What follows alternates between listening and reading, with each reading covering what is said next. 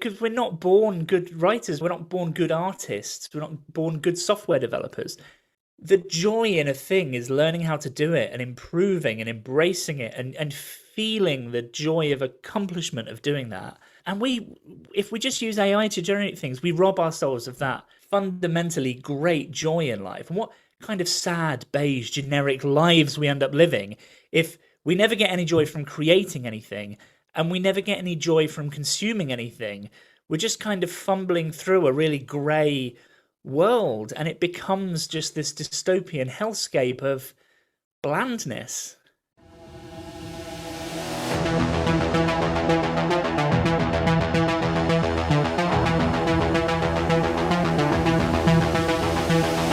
This is the future. Hello and welcome to the Alternate Futures podcast, where we chat with indie sci-fi creators about their work, the world, and anything in between, or beyond. I'm your host, Edwin Rydberg, and today I'm here with Kestral Gaian.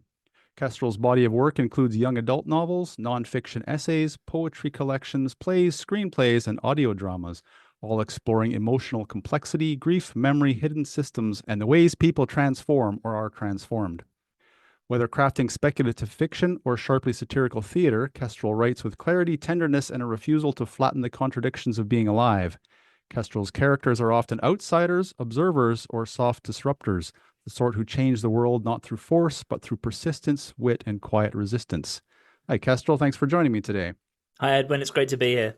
So I wanted to start, I guess, with your involvement in IT, which, appears a little bit different from all of your writing. You were recently at a DevOps Days in London, I suppose recently being about 6 months ago or so, where you talked about code is never neutral, so the ethics of programming. And I was curious to get into a little bit of that. So I started out, as many storytellers do, with a day job. And my day job for a number of years, for 2 decades really, was working in the technology space. First as a software developer, and then increasingly in developer relations, developer well-being, and then kind of migrated out of doing anything with technology and more focusing on people. So I suppose I started out with a really keen fascination in the tech, and then ended up with a really keen fascination in the humans, both behind the technology and in front of the technology. And I think that's given me a really interesting perspective as I've gone on that journey.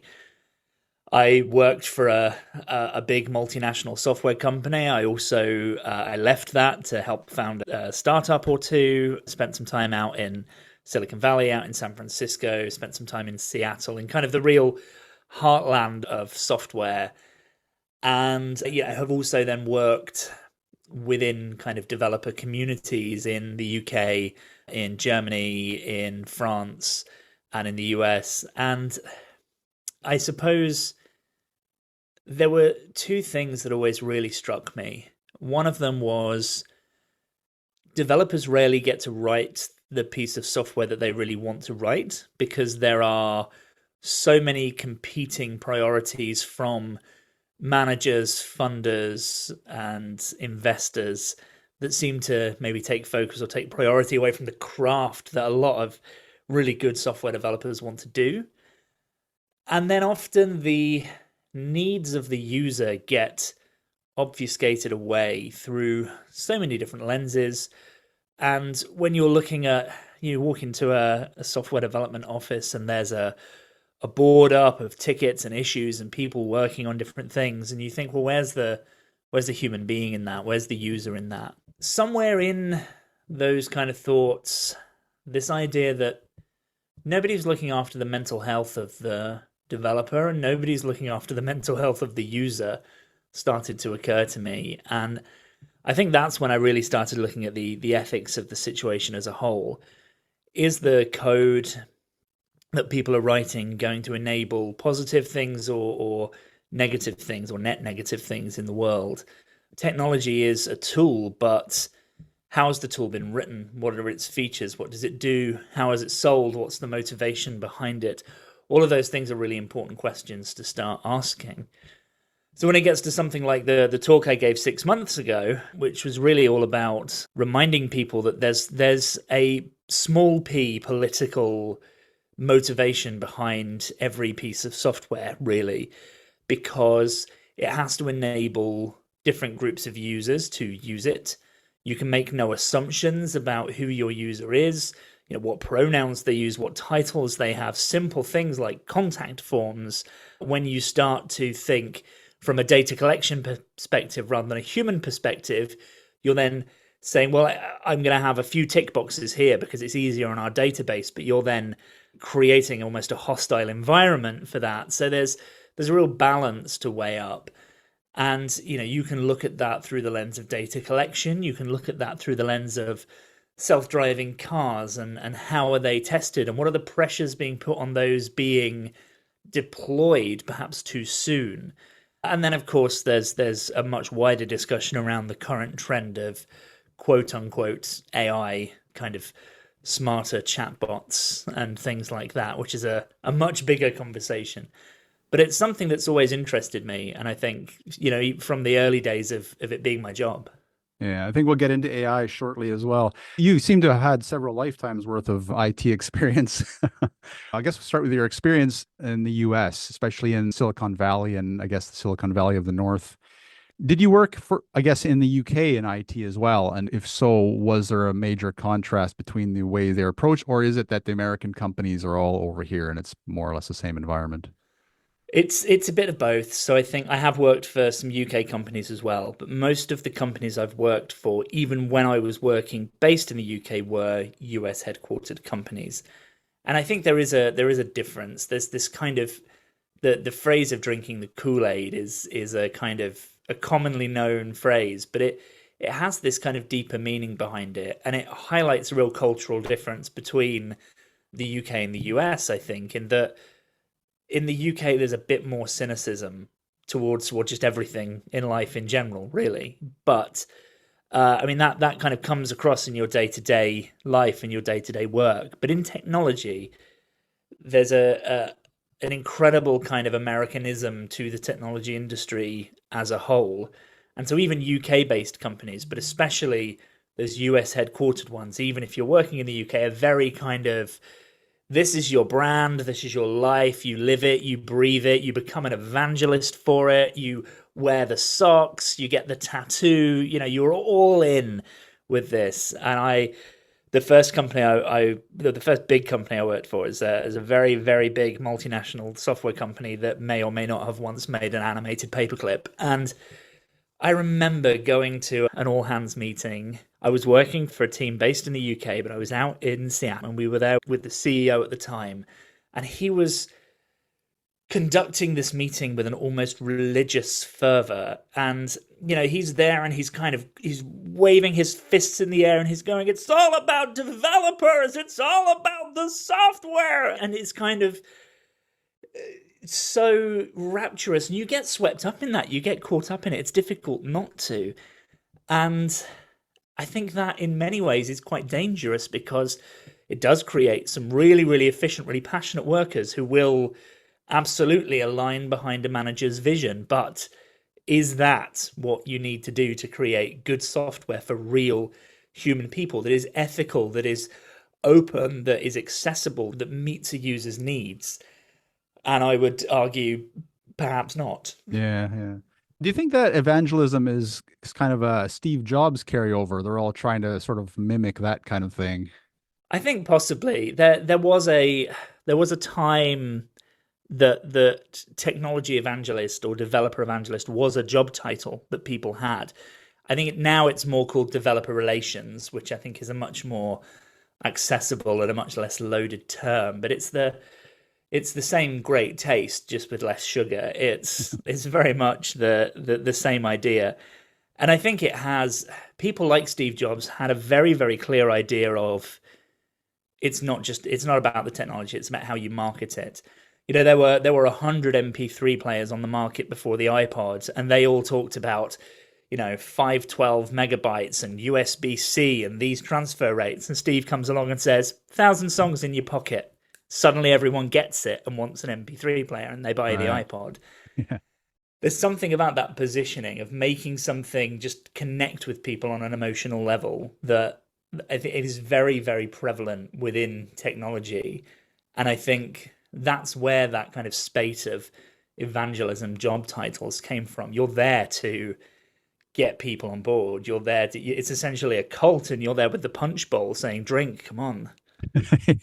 And the Americans, I mean, obviously there's significant tech developments that happened in the UK historically, but the Americans seem to be the ones, I think, maybe through their big business mentality, have kind of taken it to world awareness. And like you say, the marketing side.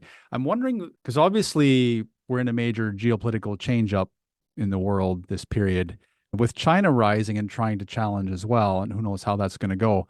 But do you see this American dominance of the tech industry maybe giving way to other areas?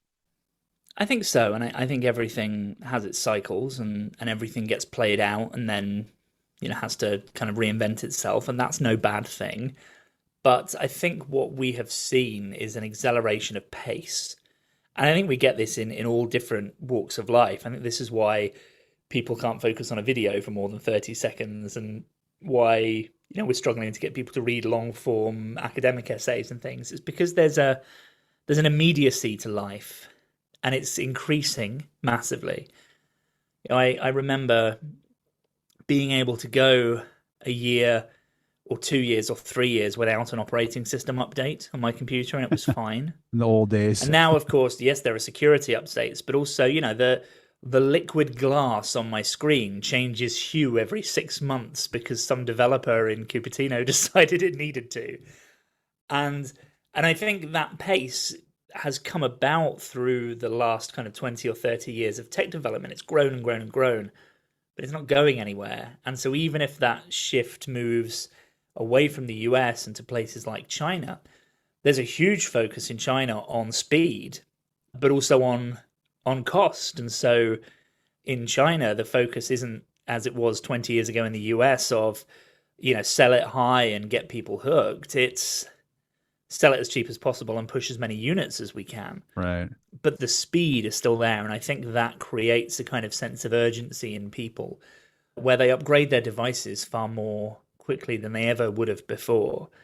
And they seem, I remember having the same computer for 10 years at one point. And the idea of doing that now seems almost ridiculous. But then you think, well, why? Because the silicon's still going to be working. I've got a great laptop. It'll still be working in 10 years. So it's that, where has that kind of immediacy come from? It's not because silicon suddenly started breaking down quicker. Yeah, the great laptops unfortunately then get bloated by the huge operating systems, which is the issue I'm facing on one of my laptops right now. The computer itself is fine, but the software keeps getting more and more bloated. And does that, so I'm wondering, with the pace then of development of tech, does that feed into the bloat of the software? They just like get it out as quick as possible, and then also to the, let's say, degrading user experience, because you take something like Microsoft Word, and originally you had like a menu, and now you've got this huge ribbon with sub menus, and you've got, most people probably use like 10% of what's possible anyway in it. Do you think that's the speed, or is that companies trying to trick themselves that they're offering more so they can justify prices, or what do you think is the cause of that? I think a lot of it is speed, and a lot of it is assumption. The ribbon in Microsoft Office is actually nearly 20 years old, which makes me feel old. But Yeah. I remember when it came out and the big change it was. But I think, increasingly we're seeing this kind of speed and pace of development where people are trying to churn things out quickly and get update after update after update. Like if you've done any work around software, you know that it takes time to clean up your code, to comment it well, to make it more efficient. WordPerfect was the dominant word processor before Microsoft Word, and it had all of the features that modern Word has. In an MS-DOS program, the entire application was 3.5 megabytes. That is efficiency. They went through and they wrote and rewrote their code. They made it efficient. They made it fast. They focused on user testing. They got it to exactly where it needed to be. Users were super happy, were really consulted. The application didn't need to make any major changes. And they got the whole thing down to running super quick on as many systems as possible because they took the time to do that. And I think we have the opposite problem now. You know, people are either throwing in every single feature that they think a user might want or that one user commented on in a YouTube comment without any thought for what it's going to do, whether it takes time, whether it really works properly, whether it's needed, whether it causes other problems for other users. And then everything else within that application suffers. It's a degraded experience because it's not been refactored. It's not, nobody's made it more efficient. The whole thing just bloats. And you end up with, a piece of software that I think Microsoft Word that I have installed on my laptop is something like 15 gigabytes Yes. for a word processor Yeah. that does nothing different to the one that was 3.5 megabytes at some point. So you just have to think, at what point has that tipped over from being useful to being bloat and to having too many features and not being user friendly enough? And also, what is all this code and what is it doing, and could it be done more efficiently? And I think software engineers just don't have the time to make beautiful code anymore, to make really elegant applications. And of course, a user's not going to see the source code, but they feel the responsiveness of an app. They know instinctively when an app's been written well because of how it feels to use. Yeah, and I guess that leads in maybe to the open source where you can get some good software, but also it sort of highlights the power of the marketing department from one side. So obviously WordPerfect, which I remember using as well, lost out basically to Microsoft Word. And then also that brings to mind the whole Blu-ray thing, which I mean most young kids won't know much about now, but that whole marketing issue which led to the Blu-ray winning versus I don't even remember what the alternative was anymore. HD DVD it was Right, called. yeah. And it's VHS versus Betamax. There are so many things you can point to in history where actually the worse format won the war because there was more marketing budget behind it, or because they had a catchier name or a better logo. Yeah. It speaks a lot, I think, to the power of marketing. And I think ultimately when you look at, if you really want to zoom right out and think, well, what has been the single biggest kind of corrupting factor of the human experience and kind of human individuality, it's the marketing department. And I say that as someone that has worked in a marketing department. But the idea that we pay these people to tell us what we want when we didn't know we wanted it, to sway us to their way of thinking, to get us passionate about a thing that we don't need or really want, to the extent that we're willing to spend our money on it over and above other things that would perhaps bring us joy. That's marketing. That's good marketing. And that, the people that want to do that kind of marketing and make money and go home and sleep at night on that money, I suppose, it works exceptionally well. Yeah, that's frightening that good marketing is bad, I would say. Manipulates us. And it reminds me of that scene in Megamind of you don't know what's good for bad kind of thing. But, good marketing will make and break a company and technology, but it maybe destroys humanity. A good marketing can make or break a government. Yeah, that's true. I would argue that 90% of politics in 2026 is marketing. Yeah, we used to, speaking of science fiction writing, which we will be soon, we used to in science fiction talk about that. I mean, I remember I published a Farspace anthology 20 years ago almost now, where there was a story in there which literally was sort of reality TV in politics, essentially. And we are at that stage now, right? I think this century, the last 25 years, has almost entirely seen, especially in the US, political leaders that are there in place as placeholders, as someone who looks good on camera or maybe incites the people in whatever way. I mean, Trump is one of those ones that's really interesting because he literally is almost a definition of hate watching in a way, right? Like he captures people's attentions, whether they like him or whether they hate him, they still can't stop talking about him, which is almost a marketer's dream in a way. Yeah, absolutely. I'm sure there are lots of people that saw dollar signs immediately and have made a great deal of money out of the presidency, which is a terrifying statement to actually have to say. And it's not new either. I mean, we've seen this for years, as you say. 20 years ago, people were talking about this. Even 100 years ago, people were talking about this. I mean, people often say, "Oh, George Orwell, 1984 is here because of all the cameras and things." It's not the cameras.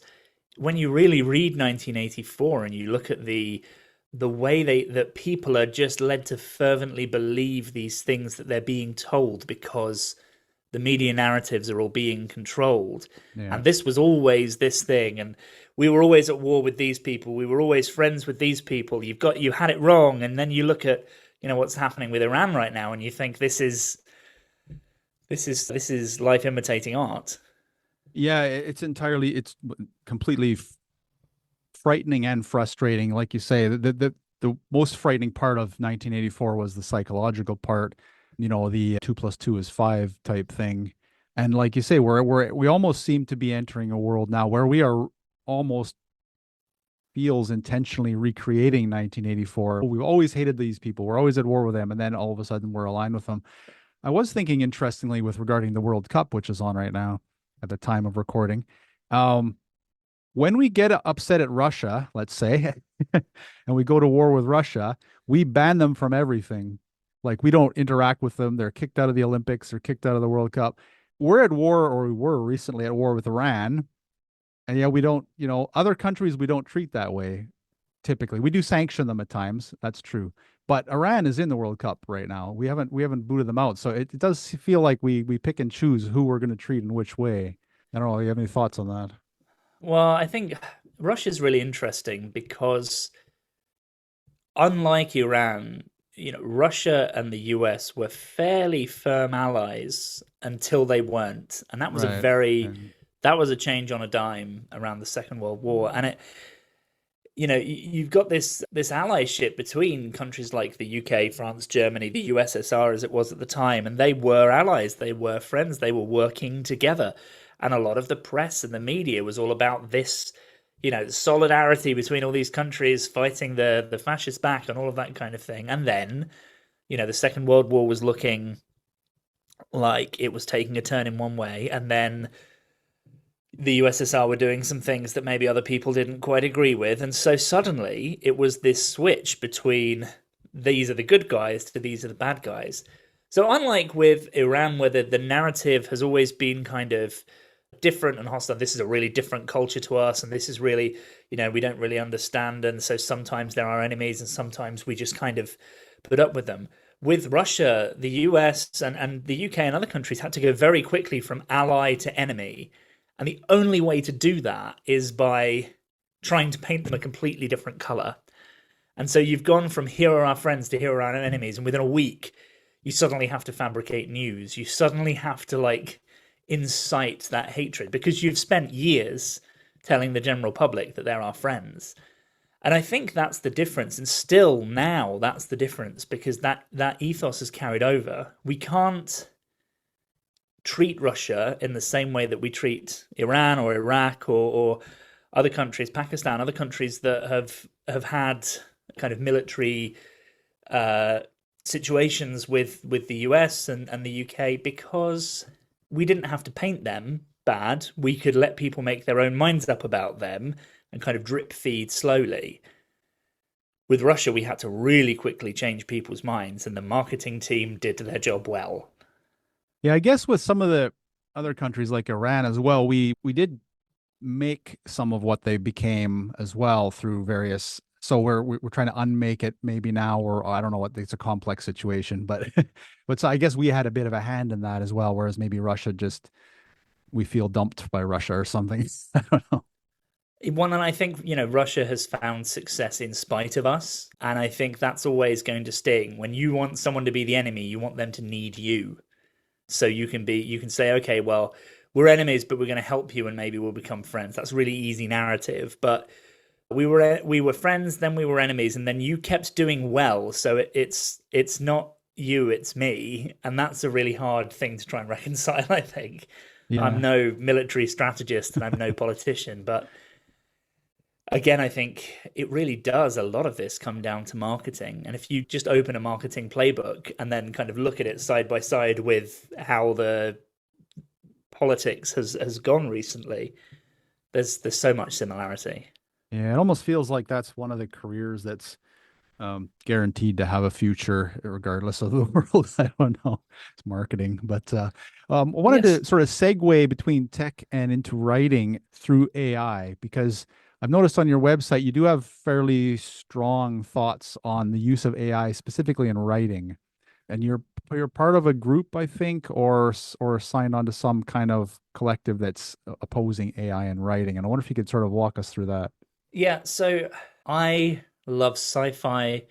I love technology. I'm a massive nerd, even if I don't kind of work day to day in tech anymore. So it's often surprising to people when I say I'm not actually that keen on the current wave of AI tools. I think there are a few reasons for that.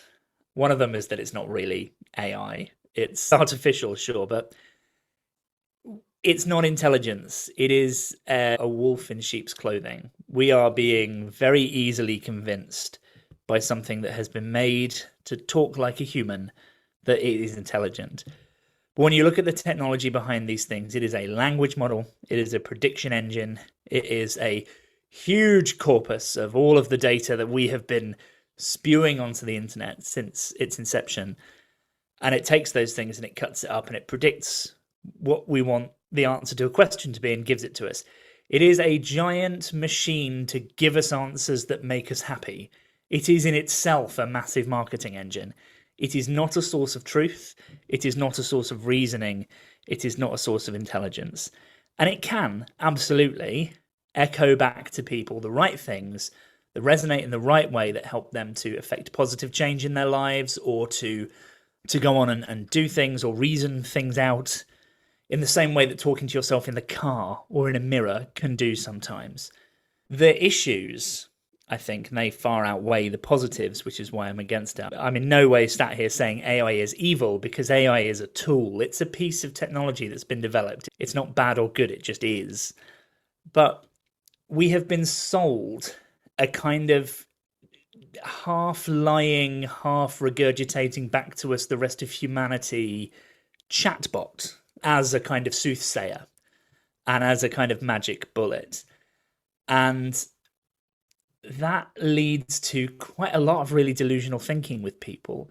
It causes quite a lot of mental health harm because people use it in lieu of a counselor, and really it does make things up. And there are plenty of news stories about people who have faced serious harm just by seeking advice from only an AI and not involving a human or a professional or someone in that as well. The interesting thing about the way that it works is that, you know, when it answers something, when it creates you an image or a video, it is basically looking at a huge corpus of training data that it has, which is stuff that people have created, and then it's trying to meet your prompt by creating a kind of version of that. I don't know if you've ever tasted baby food, but when you mix a bunch of different things together, it becomes a sort of bland mush. A paste or And something. so, yeah, it's just looks beige, tastes beige. And that's what AI generated content is like. Writing, art, video. It is just the most generic, the most bland version of expression. And I think we are dulling ourselves to the beauty of storytelling, to the beauty of art, and doing ourselves a real disservice by kind of consuming this bland content. I mean, it's like if you go your entire life eating baby food without realizing that the cookie and the shop next door could be the taste sensation that brings your soul alive. If you've ever eaten something and just gone, oh my, that taste has transported me back home. It's made something live within me. I love food, so I'm using food as an example. But you don't get that if all you're eating is generic plain mush all of the time. So we're kind of dulling our senses. And, you know, there are so many other reasons to be wary of AI. There's the massive power consumption and, you know, use of other materials that cause huge environmental impact. There's all of the data center building. You know, there's all of the safeguarding laws and rules that just aren't in place in different places. There are, you know, all of those massive human rights concerns about workers in third world countries that are being used to sanity check inputs and make sure that you don't get the wrong thing back, and they're being paid about 3 pence a day. And all of those things, even if you discounted all of those things, I think the thing that fundamentally bugs me the most about AI is that we are robbing ourselves of the joy of learning how to do things. So all of that other stuff I've said already aside, one of the greatest joys in life is picking up something and doing it and learning how to do it better. Now, I did not start out being a very good writer. I was talking to my brother a couple of months ago, and he was saying he'd read my recent book, and he said, well, it's a lot better than the stuff that you used to write. And absolutely it is, because we're not born good writers, we're not born good artists, we're not born good software developers. The joy in a thing is learning how to do it and improving and embracing it and feeling the joy of accomplishment of doing that. And if we just use AI to generate things, we rob ourselves of that fundamentally great joy in life. And what kind of sad, beige, generic lives we end up living if we never get any joy from creating anything and we never get any joy from consuming anything. We're just kind of fumbling through a really grey world, and it becomes just this dystopian hellscape of blandness. Yeah, I think you've discussed a lot of things there, but you've hit on the main one at the end, I think. Because it feels like as the pace of the world increases, we rush to fill the mundane jobs with something like AI, which tends to be pretty decent at short form things like ad copy and stuff like that, right? But not very good at long form things.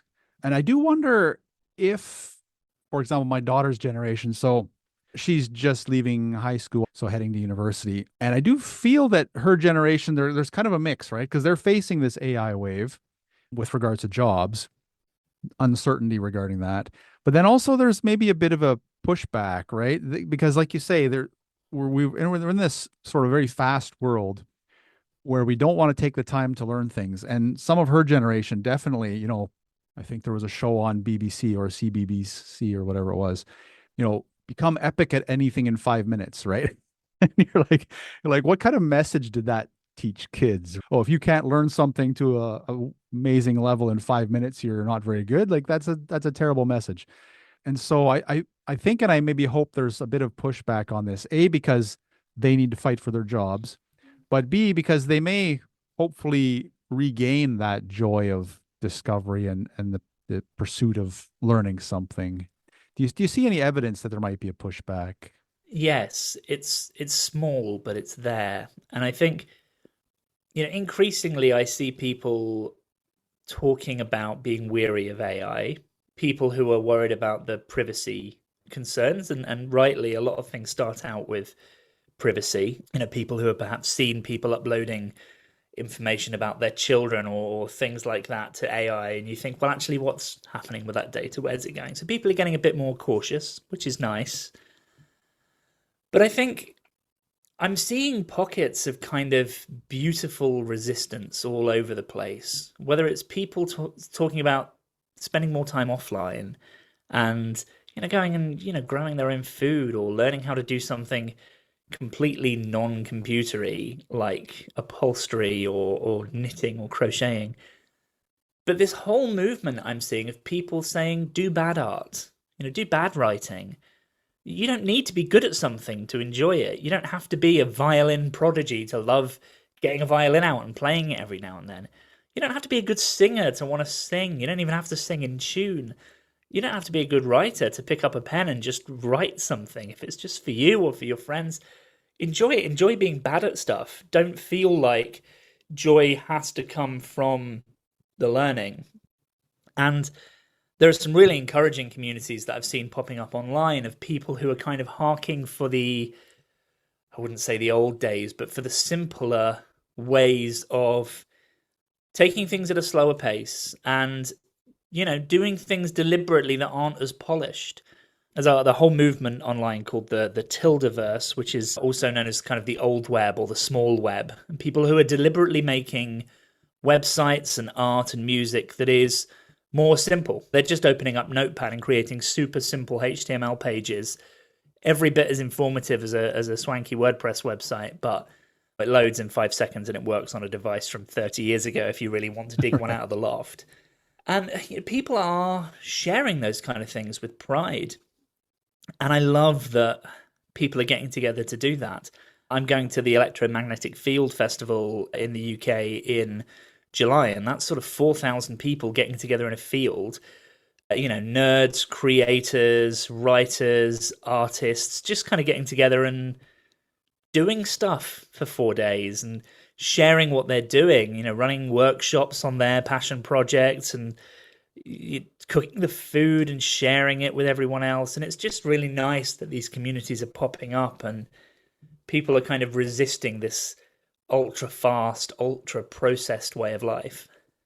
Yeah, I've been just talking to a few other guests who have a similar view of that's basically sort of coming back to grassroots, right? General sort of low-level civic cohesion in a way, and simplifying life and getting back to the important things, and then working from there to develop communities and things like that. Yeah. One thing I find now is if you're using the web page builders, all the pages are fundamentally the same in structure. And it just gets really boring. I really enjoyed that period in sort of, I don't know, maybe late noughties when there was a lot of creativity in the websites and on the web. And then it just became sort of corporate blandness, and now it's sort of AI blandness. And yeah, it's nice to see that there is a movement pushing back against that. And you can generally tell when a web page has been very quickly AI generated. I was looking for something yesterday and I was going through, I typed it into a search engine, I was clicking through, and the first 5 pages all said basically the same thing. And it could have been a bulleted list. It could have been 5 bullet points in a list, and that was what I was looking for. But instead, all 5 of these pages I looked at were overly flowery wording and, trying to put in all these metaphors and trying to make it, make sense to me as the reader. And it was all AI generated. And you can tell. And it just made me really sad. There's somewhere a human has written a bullet point list. I just want that, please.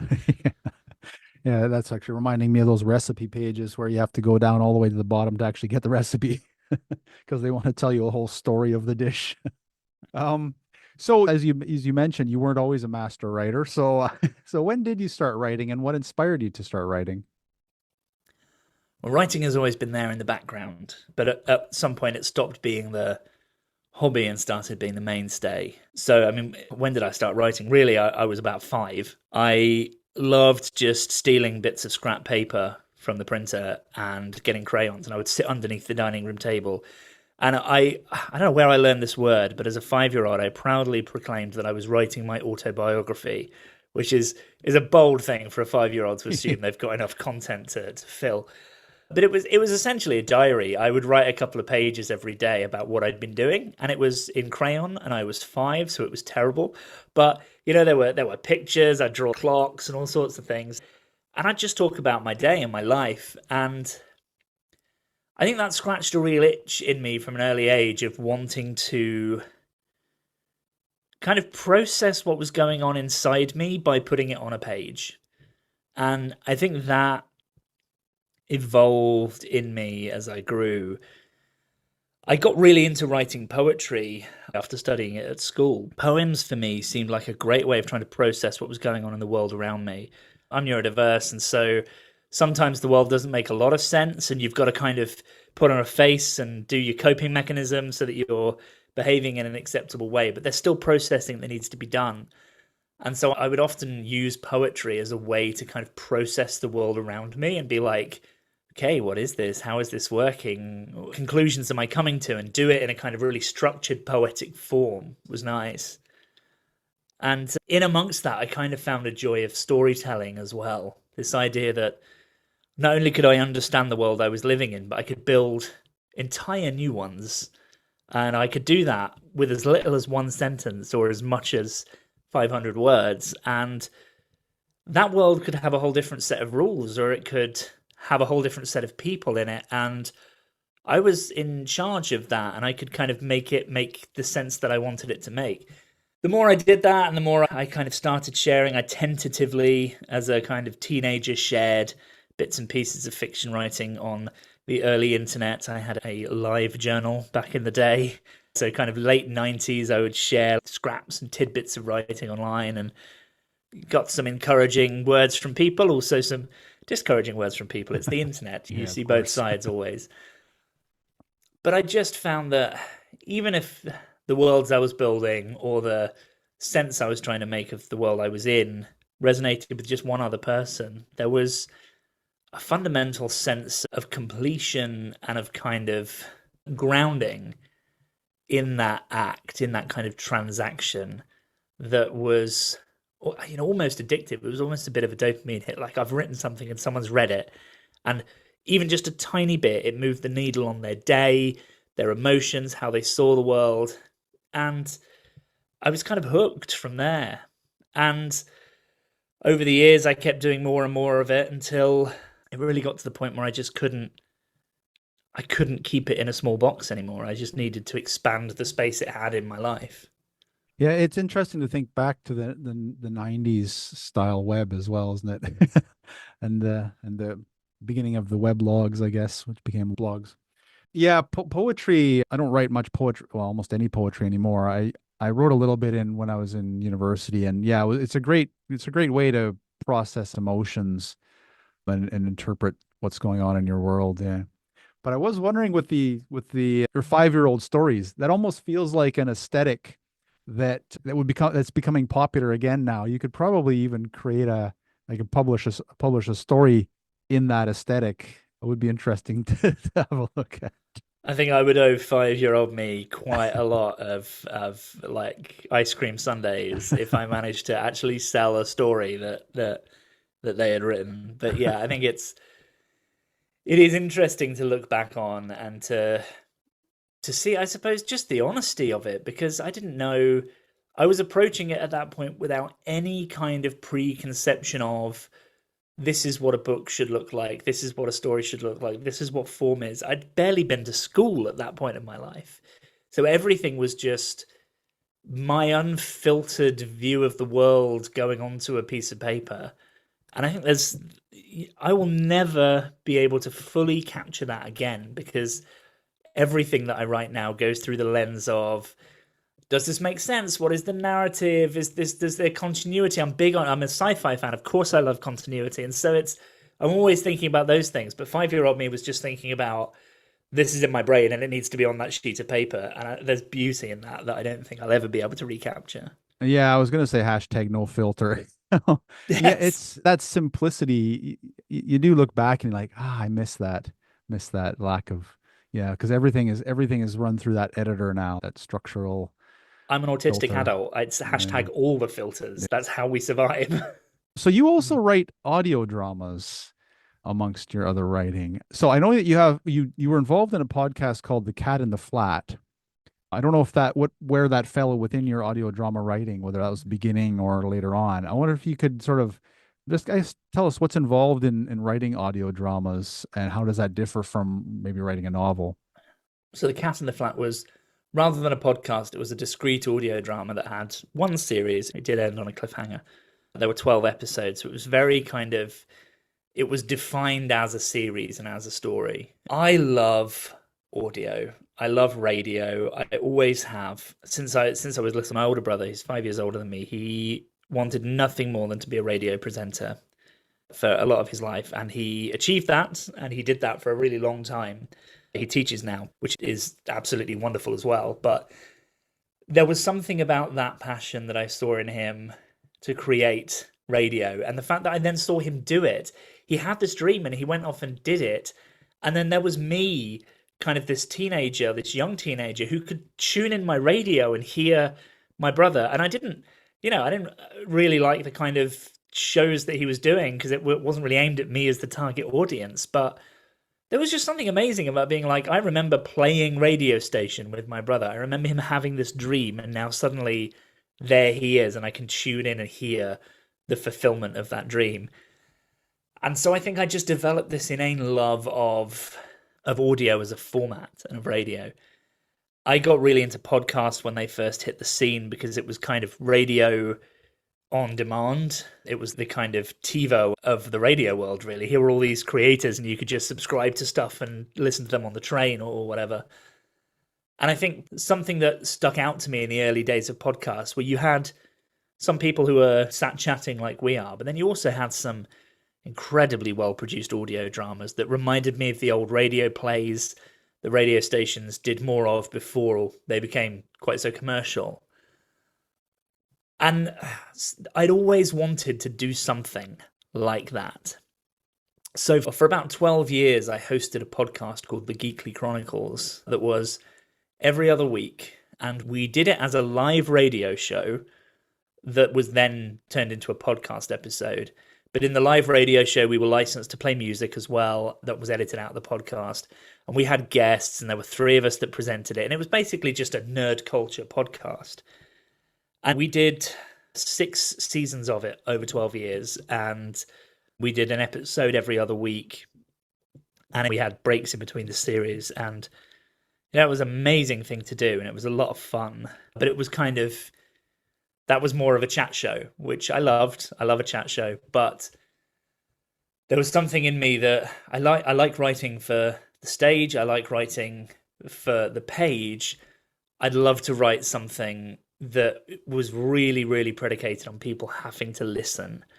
So The Cat in the Flat came about as that, and it's kind of a 12-part audio drama that focuses on, essentially the original idea was, what if it was friends, but they weren't all quite such basic people, and also one of them was a cat? I was wondering, with audio dramas, one thing that I like is sort of the ambient music within it as well. So it's nice to have the story, but it really comes alive when you've got the ambient sounds around it. Do you write that in as well, or is there someone else who adds that in? How does that work? So it's all in the script as stage direction almost. The Foley, the kind of the sound effects and the music and things. As I'm writing the script, I write that in, and then it was a bit of a collaborative effort from there. So there was incidental music and a theme tune for the episodes that were created by a friend of mine who we grew up together, and he then emigrated with his family to Australia. And so we've kind of kept up a distant working relationship. And I think at this point, every kind of 15 years, we collaborate on one thing. And at that point, it was the theme music and the incidental music for The Cat in the Flat. He got the scripts, and he got some of the raw takes of the voice actors doing their stuff and created that. And then the sound effects, the Foley, kind of came right at the end. So you've got this music, you've got these incredible voice actors doing a great job of bringing these characters to life. And then it's like the door opens, there are footsteps. And of course, you can't see that, so you have to create the sound effects. And it's, to get the sound of a window opening, you get a microphone and turn the gain up really loud, and you slice a melon. And it's like all of these things, like a footstep where you've got a pair of shoes and you're just walking them with your hands next to a microphone on a piece of carpet. And it's so much fun. And I got some help from some people that had done some Foley before who donated some of their time to that project. It was an immensely immersive way of doing storytelling, because you're not just thinking about describing the scene around you. You're thinking about, well, what does that sound like? And how can you recreate that sound in a way that makes sense over the radio? Because not every noise captured by a microphone actually sounds like the thing it's meant to sound like. Right, yeah. If you want someone to like eat something on a, like if you ate a sandwich and put it into the microphone, it would sound disgusting.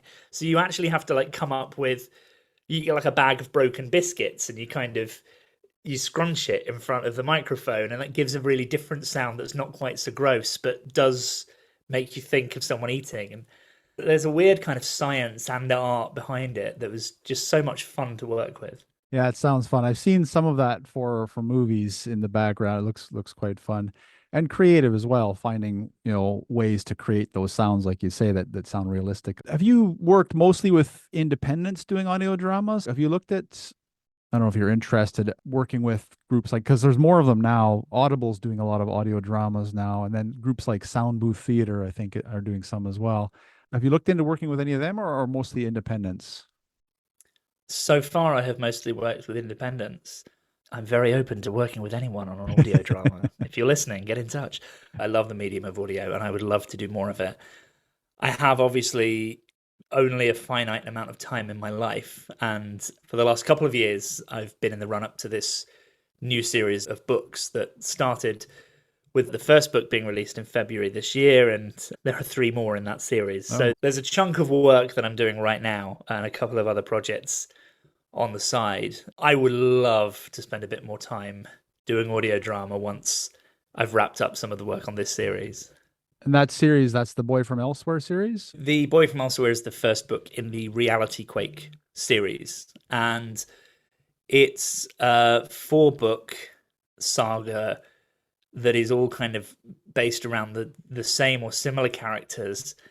And they go on a fairly incredible adventure. It's a kind of part sci-fi, part urban fantasy book. It focuses on kind of alternate worlds and a lot of kind of what if scenarios, and we get into a bit of kind of what happens when you bend space-time a little bit, and it plays into a lot of the sci-fi tropes that I love, but tries to deal with them in ways that I have always wanted other series or other shows to maybe explore a little bit. The Boy from Elsewhere came out in February this year, and the second book in the series will come out in February next year, so February 2027. So there's 1 book in the series a year for the next 3 years. I wondered, since you started with a brief description, if you could maybe give a sort of synopsis without giving spoilers, and then we can discuss a few of the interests and the themes in the book. Absolutely. I have to not get too carried away because I'll start describing things that happen in book 2 and 3 and 4, and then many people will be quite angry at me. So the Boy from Elsewhere starts with a boy, well, a young man. He's 20. He wakes up and he's in his pajamas and he's on a beach, and his pajamas are wet and he is laying in the sea. The sea is lapping at him on this beach. He has no idea how he got there. He went to bed in his bed the night before. Wakes up, he's on a beach, which is pretty disconcerting. And he does the only thing he can do. He kind of gets up and looks around and realizes that everything looks kind of familiar. This is the town that he went to sleep in, although also it's kind of not, and stuff looks the same, but stuff looks a bit different, and he has no idea what that means or what's going on.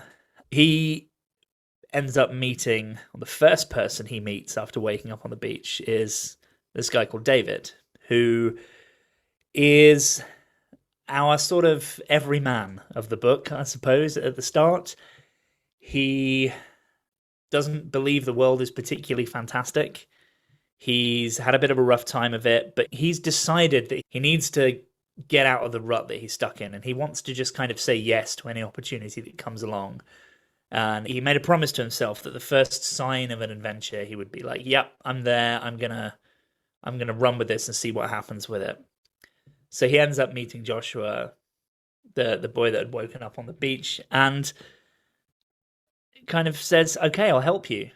I don't know what's wrong, but let's work it out together."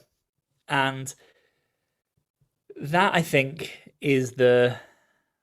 sets the scene, I think, for really the series, but the book, which is all about unexpected connection and how the world can change when you say yes and when you connect with someone. Because by connecting with Joshua, David is able to learn so much about himself and about how he sees the world and how he reconciles the person he has been with the person that he wants to be.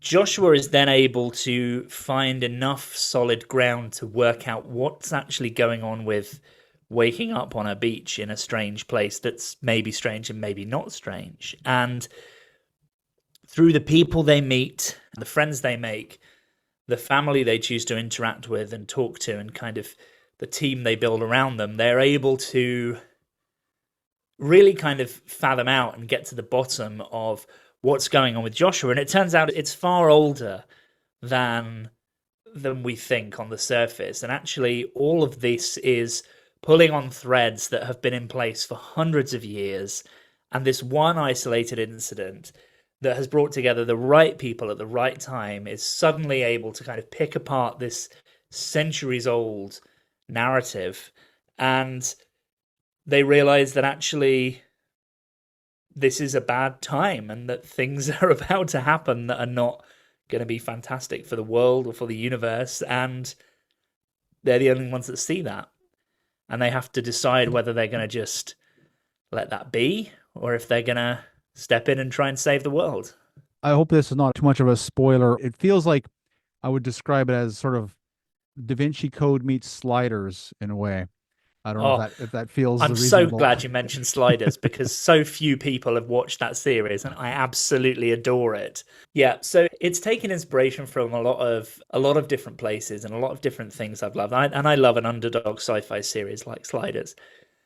So there's some inspiration in there from things like the Da Vinci Code, not in the kind of direct sense, but in the idea that it's not always about what we just see today, and that actually there are probably narratives that have been building for a long time, and just one of our lifetimes sometimes isn't enough to have done all the things that need to be done to kind of activate a certain story or a certain element. I think something like Sliders that is very kind of alternate worlds and kind of you're in a world that's exactly like yours, only the Golden Gate is gold rather than red and things like that. There was also a fantastic, it only ran for 2 seasons, a British kind of sci-fi crime drama series called Crime Traveller. And I hunted for years to find a copy of this on DVD. I managed to find it about 6 months ago. But it was basically a cop links up with the daughter of a scientist, and she had worked on her father's work to basically invent a time machine. But you could only travel back in time like somewhere between 30 minutes and 3 hours. And so it was perfect for solving crimes. Right. And so they teamed up. But it was just this, it could have been more of a crime drama, but it was actually more of a sci-fi, and it focused a lot on the, well, okay, what happens then? Because suddenly you're at a crime scene, but you're the one then investigating the crime scene. And if someone sees you at the crime scene, then actually, and so it became very meta. And actually that, a lot of that found its way into my writing and into the book as well. Yeah, that's interesting. I was curious. So what was your sort of inciting incident that inspired you to start writing this story? Well, so during the first COVID lockdown in the UK, I was doing some work for some charities at the time, and suddenly charity raising was in kind of dire straits. A lot of funding disappeared during lockdowns, so a lot of people were being encouraged to raise money for charities and causes they believed in by doing anything they could from home. So a sponsored walk was out.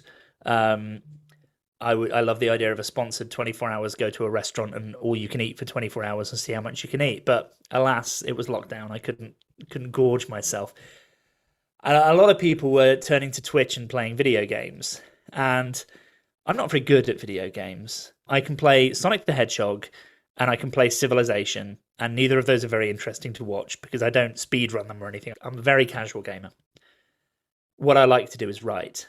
And so I had this idea of, well, if you can stream your game, I could just stream my writing software. So I set up 2 webcams. One was pointed at my face, one was pointed at my keyboard. I had my writing software on the screen. And I said, right, well, I'm just going to do a 24-hour write-a-thon. I'm going to stay up for 24 hours, try and write a story. People can join in and we'll see where it goes.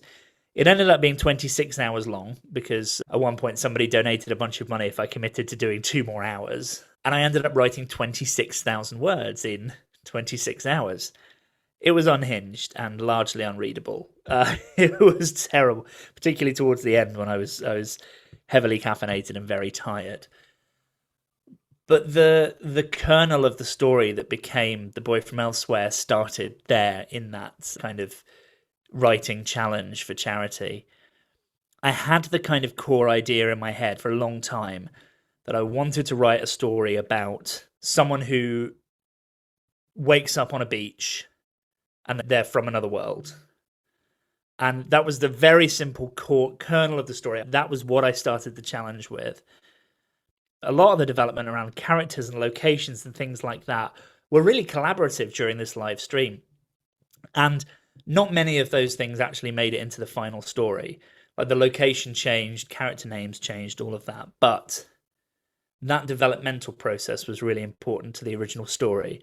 I had this tiny little seed, and then by the time that 26-hour writing challenge was up, I had this kind of messy growth of thing that I was then able to put on a shelf and look at for a bit, and then create something new with that as the inspiration for it. Yeah, that sounds really interesting and also very horrendously horrible experience. It was both of those things, yeah. Yeah. I do love the collaborative experience. I've run some campfire writing groups, which I just really love that collaborative experience. So your story does take place for part of it in London, and I was just wondering because you have like the Da Vinci Code part of that, let's say, aspect of it in around London as well as other places. But I was curious, was this sort of stuff you already knew, or did you do on the scene research for it? Because I kind of see you skulking around London with a notepad and looking in alleyways and stuff. I've spent a lot of time in London in my life. I've spent in total about 5.5 years living in London, but in different stints. My parents were from London. I remember coming to London as a kid. I spent a lot of time riding the underground. When I worked in tech, I was in London all the time when I was in the UK. I'd kind of spent time in the city, soaking up its vibes, I suppose. So there were buildings I knew, and there were places I knew would be settings that I'd always said, oh, if I was going to write a story, I'd want to do something there, and I'd want to do something there. But I did have to then, when I started writing the book, and I did a first draft, and then I got feedback back from the publisher that said, you need to rewrite these London chapters because I think you're doing it from memory and you're not remembering these places right. And I went and I spent a week just kind of staying near the places that were mentioned in the book, and I would just go and I would walk around the British Library and look at every exit and entrance and walk through the whole building and go in and chat to the security guards who are like, you are either writing a book or you are trying to rob this place or like plant a bomb, but we'll trust that you're writing a book. So Yeah, I was going to say you didn't get arrested or anything. no, thankfully not. I didn't try and get into restricted areas in train stations, though. I had to rely on there's a wonderful group of people at the London Transport Museum who will answer any question you have about the basements of train stations and what tube tunnel layouts are and things. So I had to do a lot of written research there as well as a lot of physical exploring. But it's a stronger book for it, and I'm glad that I spent the time actually kind of sitting in those places and sitting with the layouts and improving the chapters from the first draft from there. And actually then, because of the amount of time I'd ended up spending at the British Library to research the book, we ended up having the launch event for the book there at the British Library. Oh, wow. Which was brilliant to be able to say, and here we are, set where, sat in a room where a third of the book is actually set, which was amazing. So you have mostly four main characters in this story, and it starts off, as you mentioned, with David and Joshua meeting. But I was very curious. Well, first of all, I suppose, who's your favorite character? And then did your interest in the characters evolve? So right from the first drafts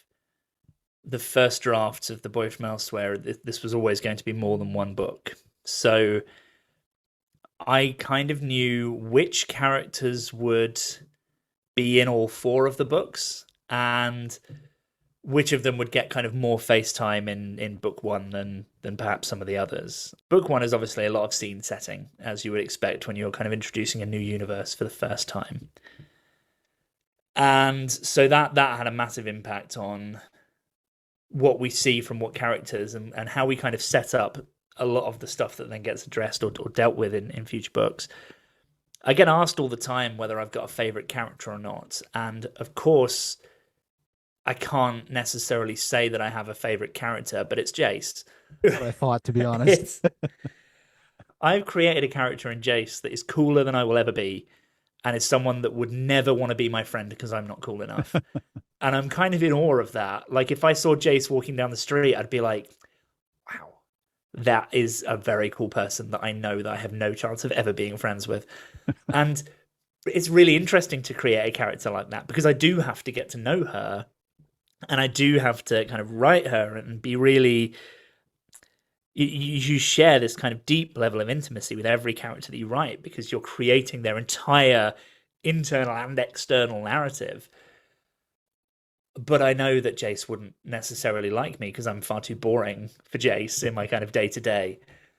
I think Jace is a combination of all the things that I wish, a lot of the traits that I wish I had, and also a lot of the traits that I don't ever want, all in one character with a kind of a sense of style that I would love to be able to pull off, but know that I couldn't. And so Jace has a lot of kind of aspirations of me in there, but Jace is a real composite of a lot of people I know, a lot of people that I've met through kind of activism and charity work and things.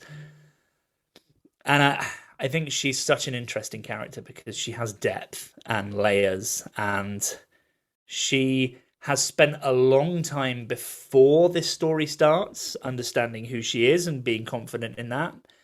And her confidence is shaken, but not because of her outward identity. It's because, things she learns about her past. And so it's really interesting to explore those things. Another character that I love in the book is Ellie, who is just this kind of strong, confident, forthright younger sibling character. And it's always really interesting to read reviews of your own book. I don't recommend it for your mental health, but amongst lots of really lovely reviews, and then a couple of reviews where people said, surely the smart younger sister trope has been overdone. Like, wasn't this a really simplistic choice for you? And I'm like, but there are layers. And I think a lot of people will take different things away, depending on their life experience and their lenses. And that plays a lot into this deep belief I have in trusting the reader. The reader will bring their own lens, their own interpretation to anything that I write. And I think that is not truer in The Boy from Elsewhere when you look at the character of Ellie, who I think, can fundamentally be a really powerful mirror for some readers and can make people feel really seen and can be a really powerful message about people being who they are while still being able to kind of question the world around them and learn and develop and grow while all that's going on. Or she can seem like a fairly basic character. And I think what's wonderful about that is that people bring their own life experience to that, and she'll either be someone's favorite character or someone's least favorite character, just entirely based on the reader rather than on the writer, which I think is great. It's a real pleasure to have a character like that, I think. The four characters are quite interesting because, I mean, you mentioned, so we start with David, and it's kind of, the story is kind of overall, I would want to say his journey we're following, but at the same point, as you've mentioned, Joshua, you've told hinted at his backstory. So obviously we're going to be unraveling his journey throughout the series. And then likewise with Ellie and Jace, I mean, those two you've hinted at their own journeys, their backstories, which I'm assuming, I'm kind of hoping as well that you will unveil more of that, especially in Jace's case, because you've hinted at a fair amount in the backstory there through the future books as well. Is that a reasonable assumption then? Yes, it is. And I think what you'll see as the series evolves is David and Joshua, both independently and as a unit, face some interesting challenges and have to get past those both together and apart. Ellie and Jace have very interesting narratives that get explored. I think there's an interesting kind of two sides of a coin almost thought to the villain in the first book and Ellie. I think really you could say that those two characters have very similar traits, but was it nature, was it nurture that made one good and one evil? And what happens if those roles are reversed is all I'll say for future books. And also there are characters that we haven't yet got to know that were maybe introduced in book one that will play a bigger role in future books as well. Okay, there's some good enticements for the next books. To move into the sort of geekier side, you have mentioned this is, well, say multiverse, a many worlds story, depending if you like the multiverse term or not these days, given what Marvel's done. I'm just wondering your thoughts on the nature of our reality, because I mean, a lot of us, I'm writing something along those lines, not in the same way either. Like, I think many of us are trying to sort of build this creatively, and it's interesting because physics itself has come on side of questioning the nature of our reality as well. And I was just watching a video this morning, in fact. So I'm just curious what your thoughts on our the nature of our reality might be. I mean, without none of us are experts on this, so We're all just files in a buffer somewhere, and we live in a simulation. No, nowhere near it as could simple be, as it could that. be. But could be. Who knows? Would we know? Would we ever be Exactly. able to find out? One of the things that I love about sci-fi, and I have loved since I was a kid, is that it helps us explore beyond the boundaries of the world that we see around us. And I think fantasy does that as well, and fiction in general does that. And I think what I love about science fiction is that it is science and it is fiction. And science is also, real science is also kind of fiction. We have theories and we don't know if they're real or not, but they're kind of our best guesses on how things might work. And people spend their entire lives and get however many PhDs trying to work out if they can prove whether a theory is real or not. And an unproven theory is just a narrative, it's just a story, it's just a part of fiction. And I think that's really beautiful. And I know there are plenty of academics that would bite my head off if I said that their theories were essentially fiction, but I don't mean that in a derogatory way at all. I think we are, as human beings, constantly trying to understand and quantify the world around us. And I think sometimes science looks purely at the logic of that. And I think sometimes fiction looks purely at the emotion of that. And I think where science fiction as a genre is so powerful is because it tries to marry those two things up. It's like, Spock in a nutshell. It's the emotion and the logic coming together to try and create something beautiful. And I think that mindset helps us to explore the world around us. We see a fraction of life. We see what is in front of us on one small planet in one giant galaxy, in one incredibly big, probably infinite universe that may well be one of many universes. Now, are those parallel universes? Do they have exact copies of all of the different worlds inside it? Or are there just lots of other universes that look a bit different, stacked up against each other? I've never been able to make 3 pancakes that looked exactly alike, but I am not the universe. And so there are so many unanswered questions.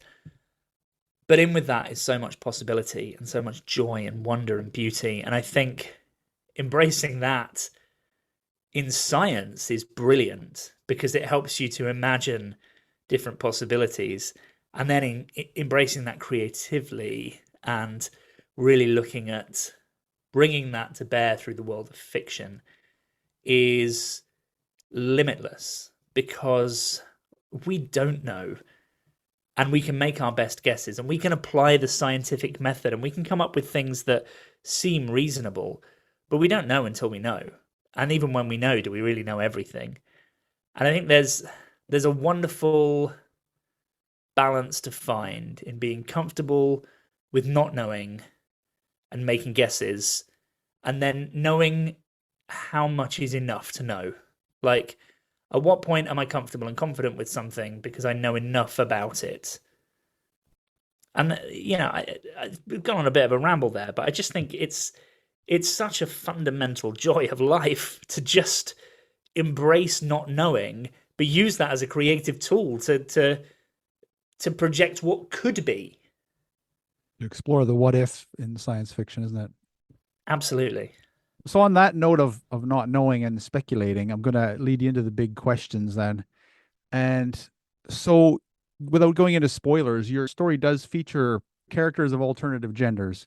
What I wanted to ask was something that I'm curious about, and this is looking to the future because I'm curious about humanity's future moving off world. And I start thinking about, let's say, heteronormative genders and the challenges they have when moving into space. So given the various challenges of mixed sexualities in space, from reproductive challenges and mixed coexistence in tin cans on month-long trips to things like biological waste management, etc. Many of these revolve around our heterosexual nature.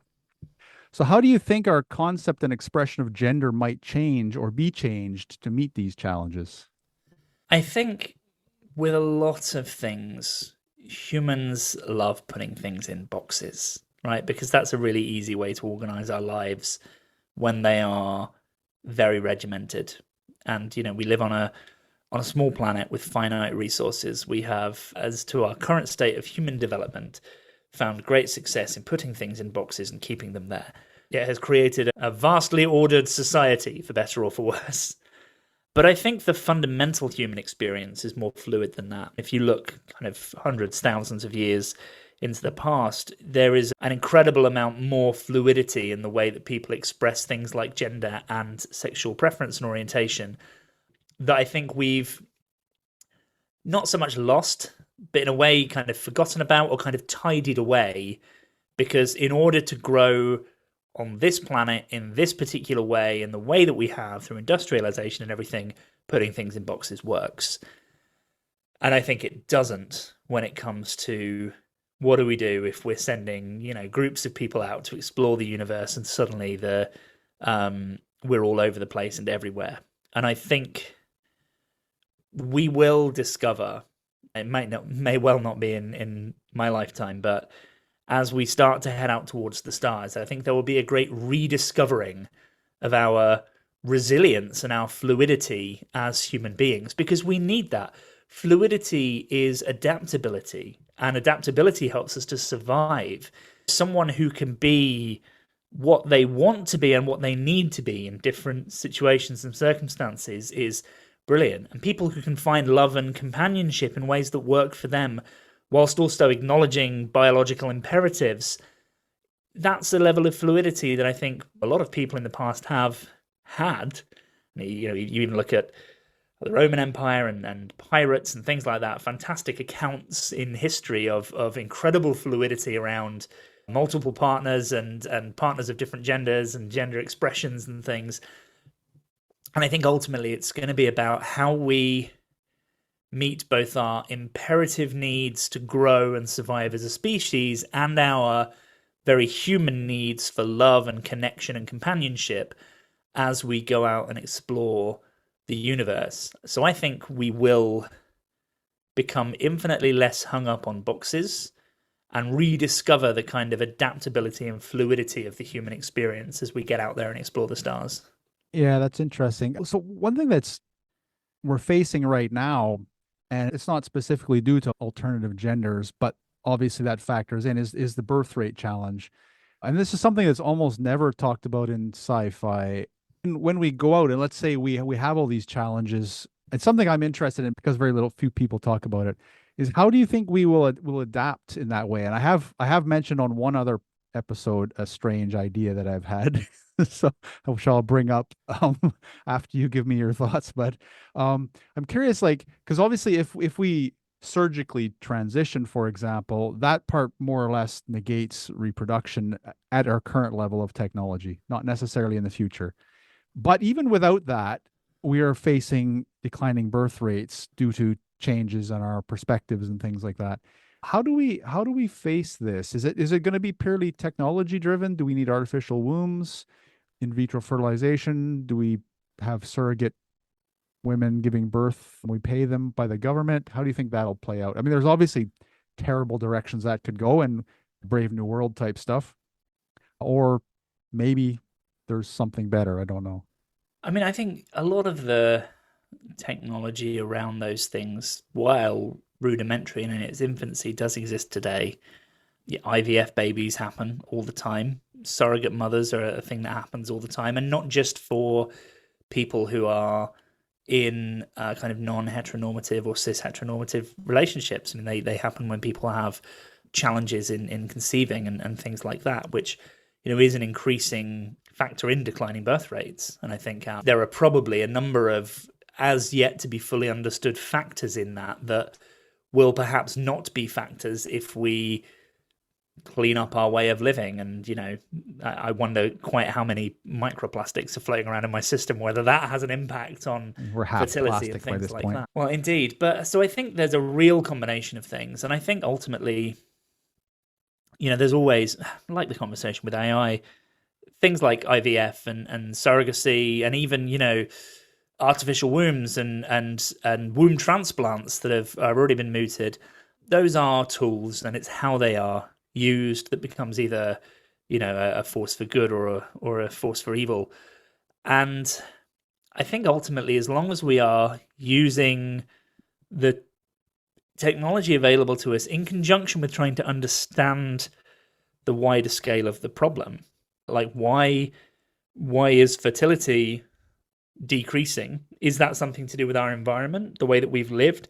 Are those things that we can filter out of our systems as we move off of the planet that we have not taken massive care of, but have ultimately more control over our environment if we're then somewhere else? And really trying to understand the impacts that have. I think those things hand in hand will help to make sure that humanity endures and that things continue to grow as the species kind of spreads out. And I think that's kind of important, because there are lots of people who, I know trans couples who still biologically conceive and have children in exactly the same way that cis couples do. There are lots of kind of hormonal things that are done to make that happen, and it's often very successful and fine. And I think, really it's about understanding the bigger picture and all of the bigger pictures around why things are happening, what's happening with our bodies, what technology is available, and how can it be used to ensure that there's still that kind of human nurturing and that human connection and that kind of care for children that are created through those processes that is really important. Yeah. I'll give you my weird stuff now. You Yeah, and can I'm say where curious. my brain is going.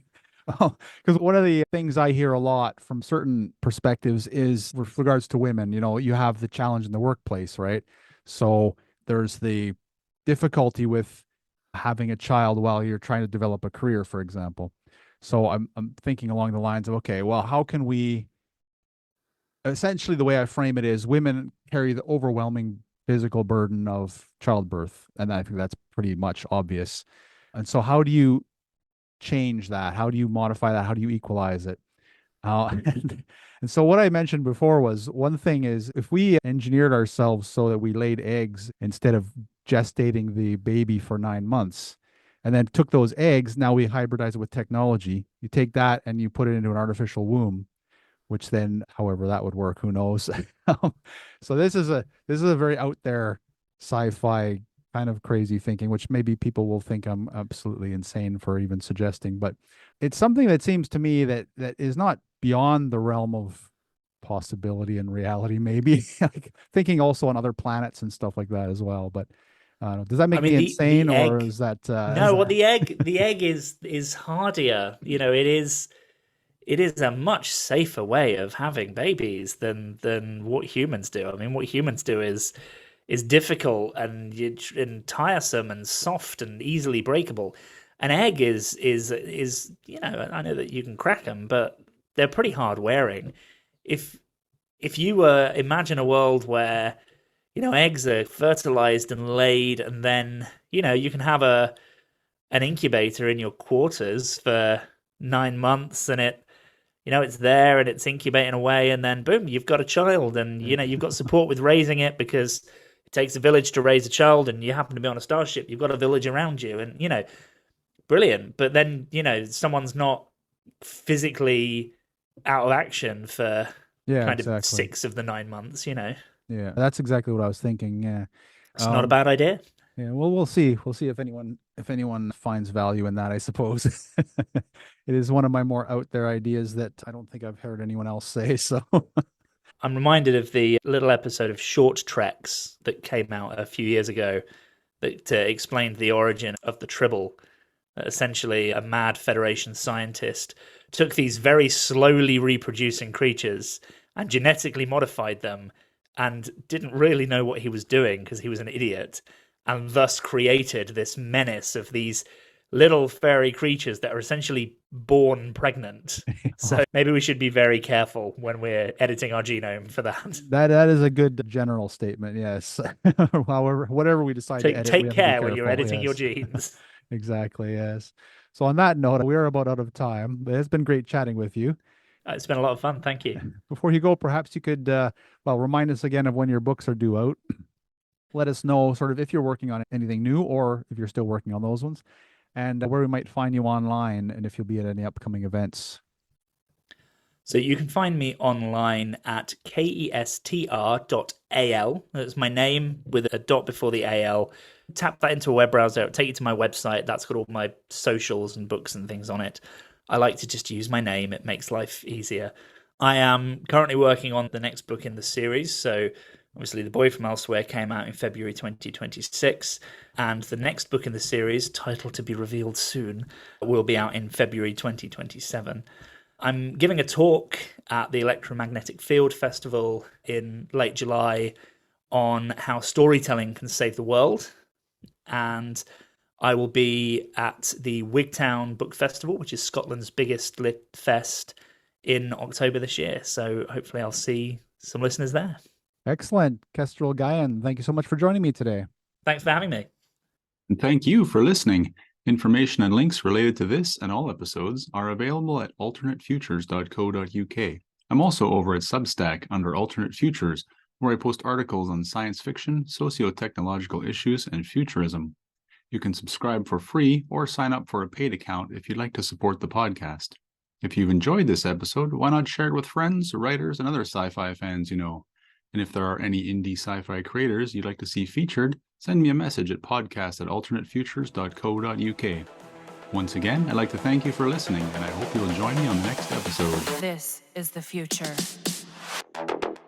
Human error.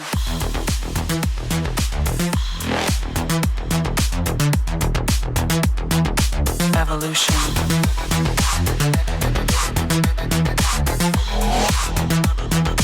This is the future.